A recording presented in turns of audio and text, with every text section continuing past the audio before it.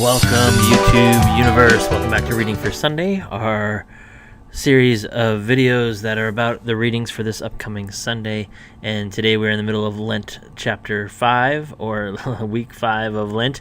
And we are going to look at Hebrews chapter 5. There's the chapter I was thinking of. So Hebrews chapter 5, if you have your Bibles, go ahead and open to those. I'm going to zoom in here and we can take a closer look at Hebrews 5. So Hebrews 5, starting in verse 5, running through verse 10.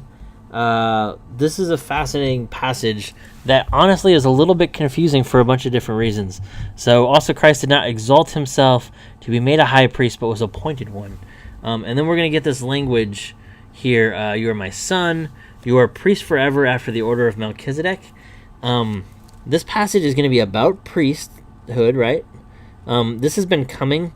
If you think back to the gospel readings for the last few weeks, we've had Jesus sort of as prophet, Jesus as king, and now we see Jesus as priest. This priesthood, and it's going to be a specific line of the priesthood, Melchizedek. If you guys don't know this story, you're not alone. This is not one of those like super famous stories.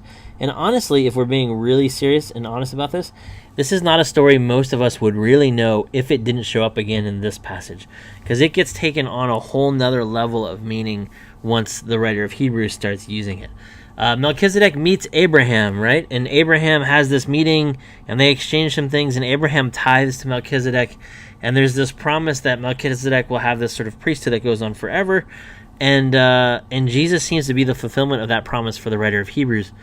What's fascinating about that is when you read that back, it's pretty clear from at least early on that the church always held Melchizedek, and maybe even in some Jewish traditions, held that as a sort of divine encounter. That this was a time Abraham met God, and it seems sort of like, in the language, it seems like maybe Abraham also felt that way, that there was something different about this priest, right? So we're just going to put a divine meeting here. So when you have that in mind, though, this language of you are my son, today I have begotten you, you are a priest forever in the order of Melchizedek, what you have is the person who's meant to be mediating our relationship to God is God, right? This is an amazing sort of God mediates our relationship with God. So if you think back all the way through the Old Testament, you constantly get this picture of priests, even the prophets in some ways, like when you think about when Moses sort of begins to prophesy and so on, like part of the reason for prophecy is to have somebody stand between humanity and God to protect us from God. But what's fascinating about this passage is that somehow in Jesus, that changes. That moves from being us needing to have somebody who mediates on our behalf as people to God mediating on God's behalf in the form of Jesus.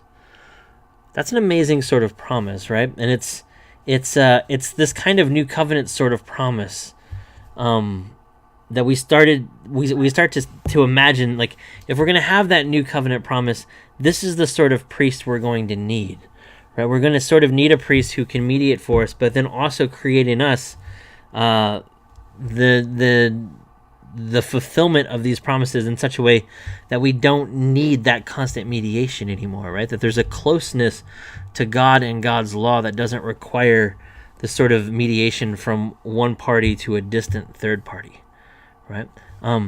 This is another story, though, where we're kind of, again, sort of hit over the head with how active our God is in the world. This is not a deistic God who stands off to the side and behind somewhere.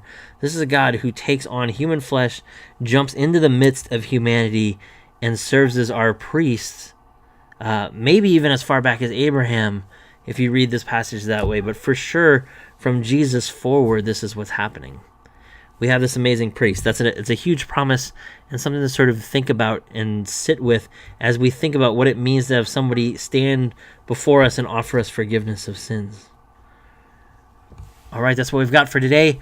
Thanks for joining me once again on Reading for Sunday, and we'll see you tomorrow.